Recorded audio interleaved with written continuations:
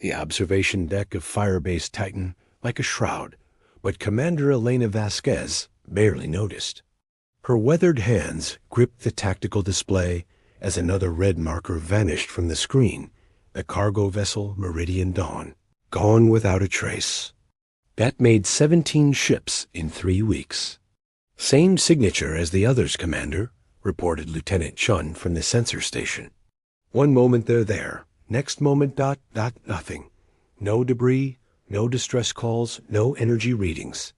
Elena's jaw tightened.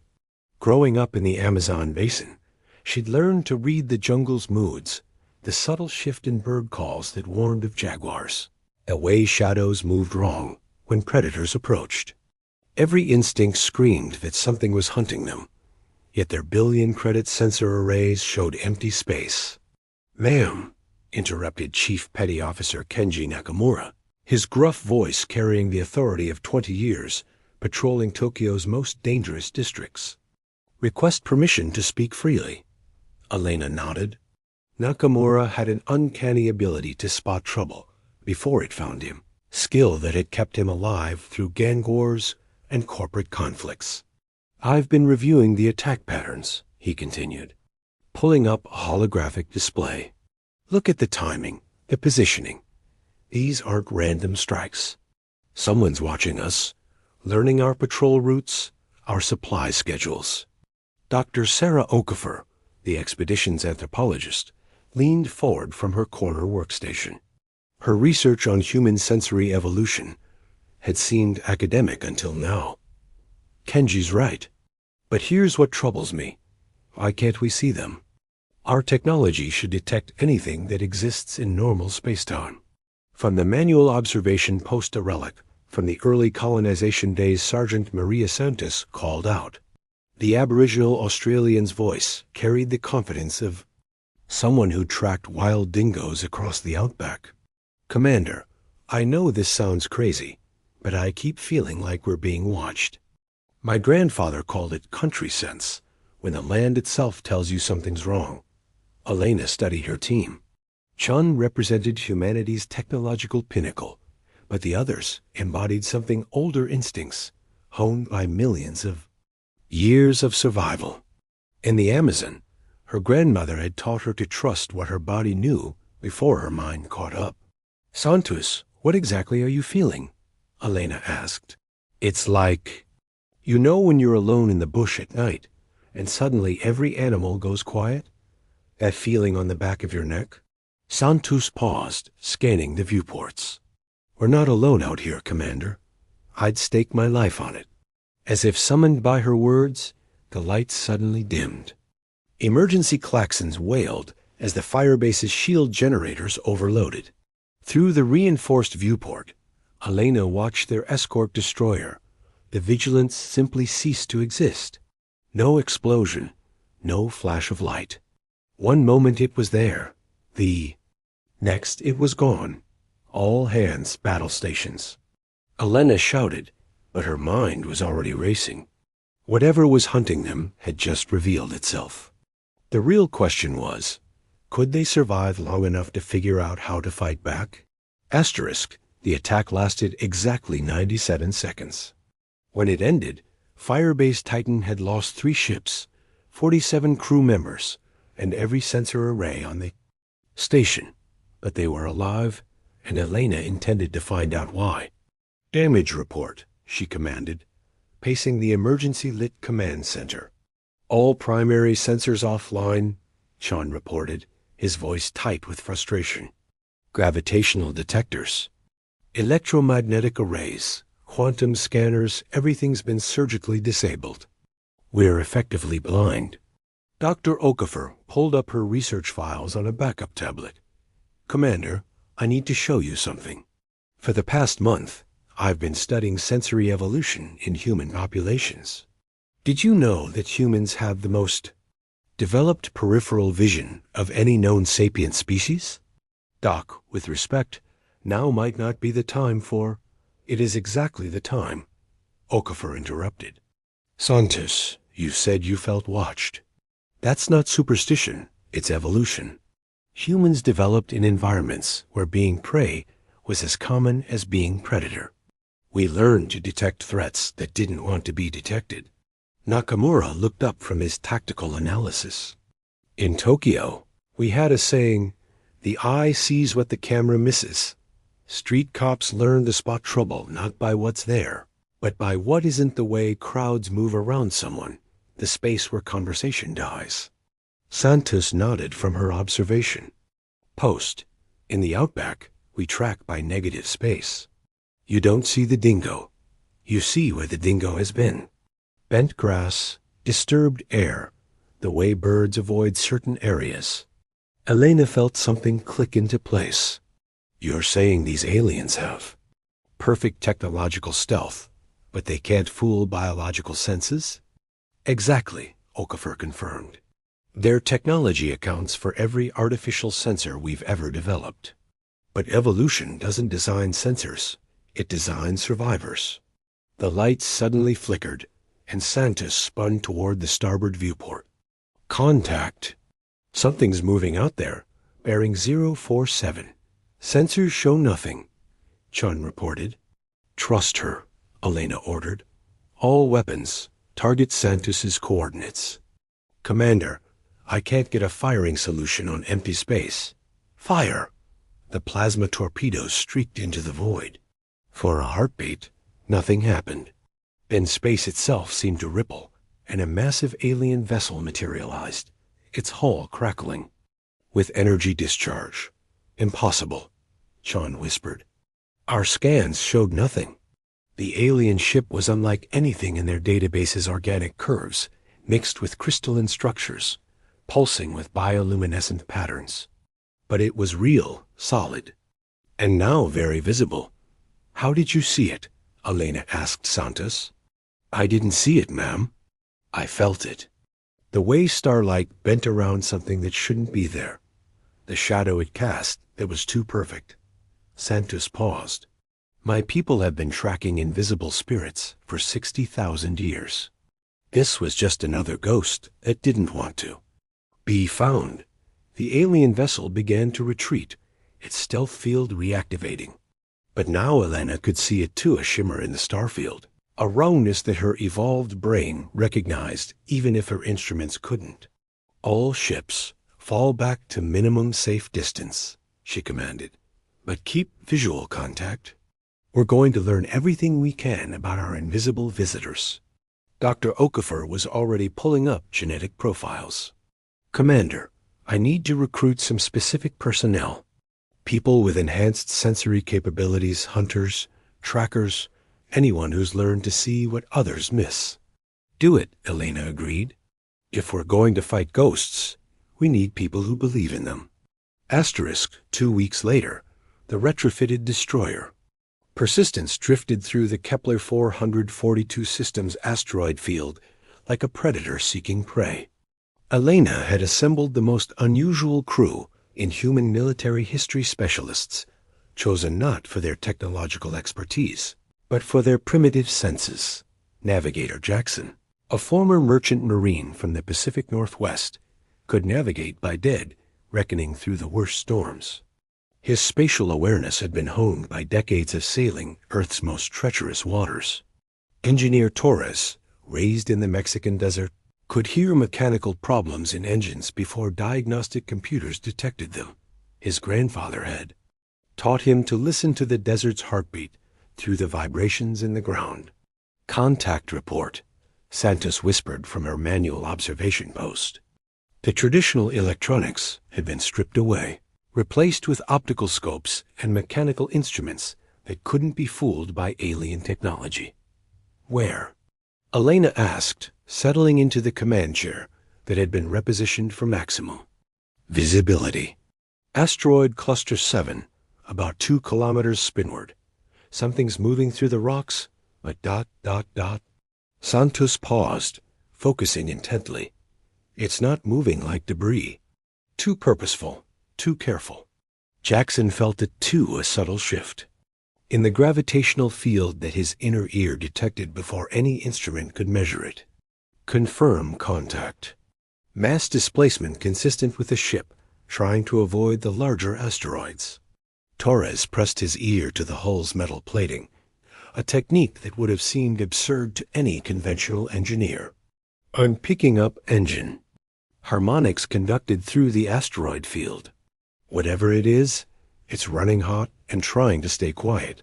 Nakamura studied the tactical display, but his attention was focused on pattern recognition, the way the asteroid positions had subtly shifted, the paths that seemed slightly too convenient. Commander, they're using the asteroids as cover, but they're following predictable routes. Classic ambush positioning. Elena nodded.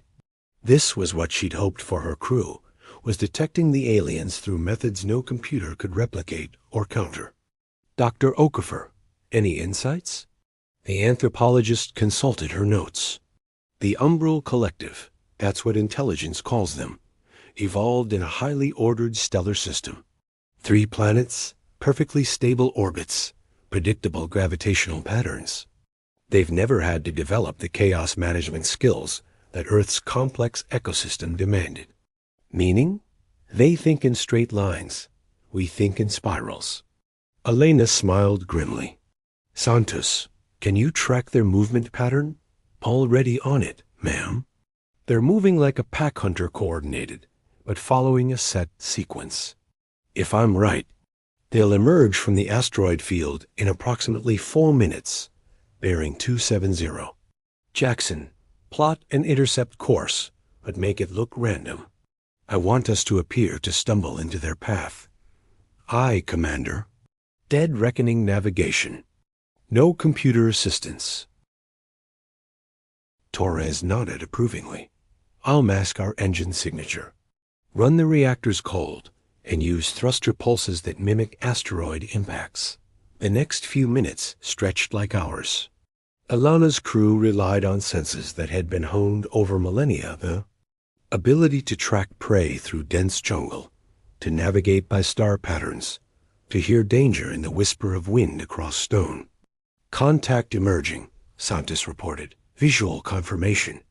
Now, space shimmered, and the alien vessel became visible for exactly 3 seconds before its stealth field re-engaged. But it was enough. Fire. Elena commanded. The Persistence's weapons found their mark. The alien ship's stealth field flickered and failed, revealing a craft that seemed to bend light around its edges. It was beautiful and terrible, like a deep-sea creature brought to the surface. Direct hit, Torres confirmed, feeling the vibrations. Through the hull. Their stealth generators are offline. The alien vessel transmitted a brief signal surprise, confusion, perhaps even fear. Then it vanished, but not through stealth technology. It had simply jumped to hyperspace, fleeing from humans who could see the invisible. Elena leaned back in her chair, satisfied. Phase 1 complete. Now they know we can detect them.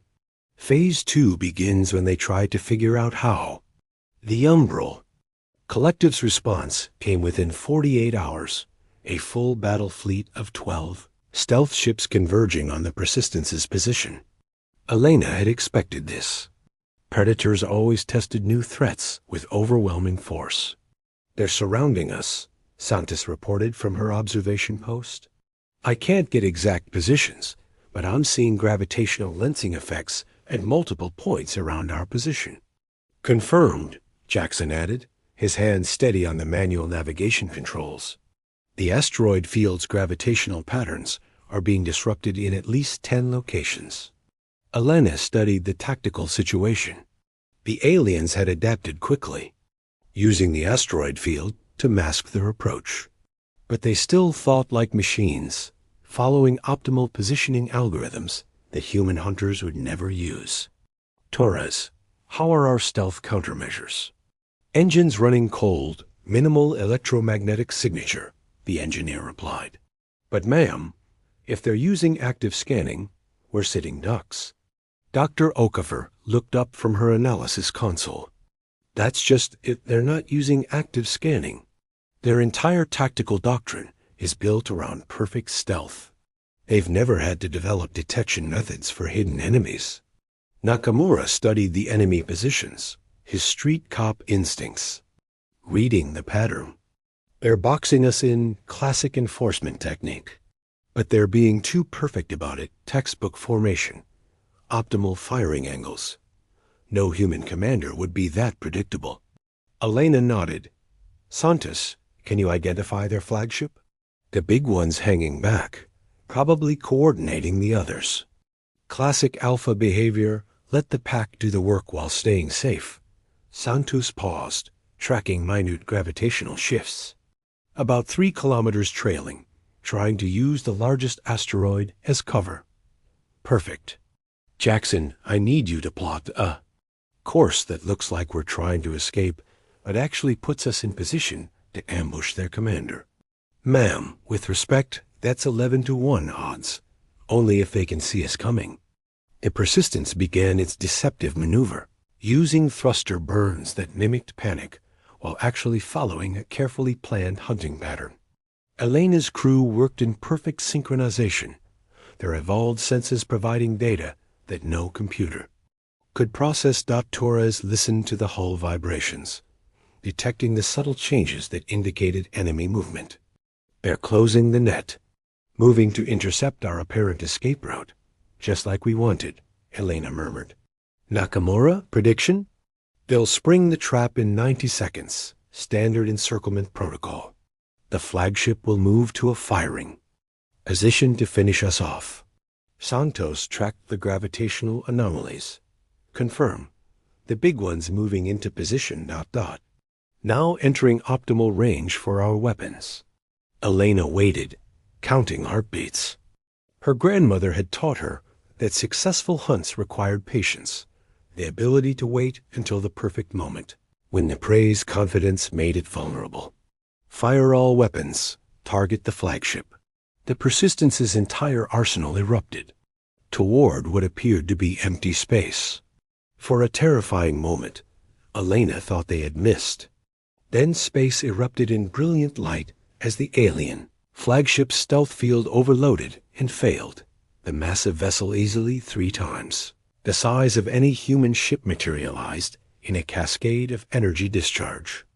Its hull was a masterwork of alien engineering, covered in adaptive camouflage that shifted and pulsed like living skin. Direct hit on their command ship, Torres confirmed. Their stealth field is completely offline. The alien fleet's coordination immediately collapsed. Without their central command node, the remaining ships began operating independently, their perfect formation dissolving into chaos. They're trying to regroup, Santos observed, but they're not used to operating without central control. Elena smiled coldly. Then let's make sure they don't get the chance. Santos, track the nearest ship. It's time to show them what happens when the prey becomes the predator. The Persistence dove into the asteroid field, pursuing invisible enemies with the confidence of hunters who had never lost their edge. The final battle took place in the Titan Nebula, where swirling cosmic dust made traditional sensors useless. For both sides, the surviving Umbral ships had regrouped, their tactical AI adapting to account for human sensory capabilities. But they still didn't understand what they were truly fighting. Visual contact is impossible in this soup, Chun reported, from the restored sensor station.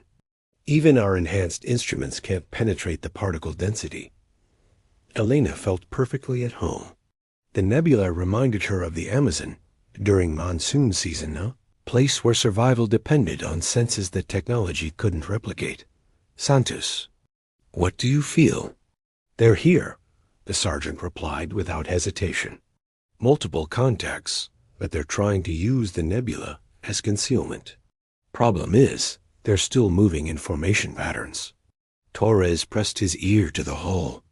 Engine harmonics are bouncing off the nebula's density layers. I can track at least 6 distinct signatures. Jackson's hands moved across the manual navigation controls with practiced ease. The gravitational currents in here are complex, but I can map them. Anything moving against the natural flow will create detectable disturbances.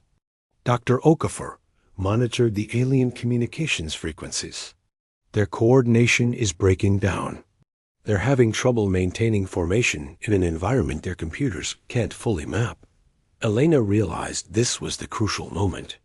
The Umbral Collective had perfect stealth technology, superior numbers, and more advanced weapons. But they had one fatal flaw: they had forgotten how to hunt without their machines. All hands, prepare for close-quarters combat. We're going to use the nebula against them. The Persistence dove deeper into the cosmic storm, its crew relying on instincts honed by millions of years of evolution. Santos tracked movement through peripheral vision, spotting the subtle ways the nebula's flow patterns changed around invisible objects. Torres listened to the universe's heartbeat, hearing engine sounds that bounced through the cosmic medium in ways no alien computer could predict. "Contact, bearing Mark 7, Santos called out. "It's trying to flank us, but the pilot's fighting the gravitational currents instead of using them." Fire. Their weapons found their mark, and another alien ship materialized as its stealth field failed. The vessel spun out of control, its pilot unable to navigate the chaotic environment without computer assistance. One by one, Elena's crew hunted down the remaining aliens. Each encounter followed the same pattern: the Umbral ships, dependent on their technology, became helpless when that technology couldn't function in the nebula's chaos. The final enemy vessel tried to escape, but Jackson had already predicted its course. They're heading for the nebula's edge, trying to reach clear space where their systems will work. "Not today," Elena declared. "Santos, one last shot." The plasma torpedo streaked through the cosmic storm, guided not by computers, but by human intuition. It struck the fleeing ship just as it reached the nebula's boundary, sending it tumbling back into the particle-dense interior. The alien vessel's stealth field flickered and died. A transmission reached the Persistence, the first direct communication. From the Umbral Collective? How? A voice was synthesized, emotionless, but Elena detected something like bewilderment. "Our technology is perfect. Our stealth capabilities are absolute. How do you continue to detect us?" Elena smiled as she opened the communication channel. "Your technology is perfect for fighting other machines, but we're not machines. We're predators who never forgot how to hunt." "Impossible. Biological senses are inferior to technological systems." "That's where you're wrong," Dr. Okafor interjected. "Evolution doesn't discard useful traits, it builds upon them. While you perfected your technology, we kept our instincts. In a galaxy of artificial intelligence and electronic warfare, sometimes the most advanced weapon is a human who can feel when something's wrong." The alien transmission fell silent for a long moment. Then, we wish to discuss terms."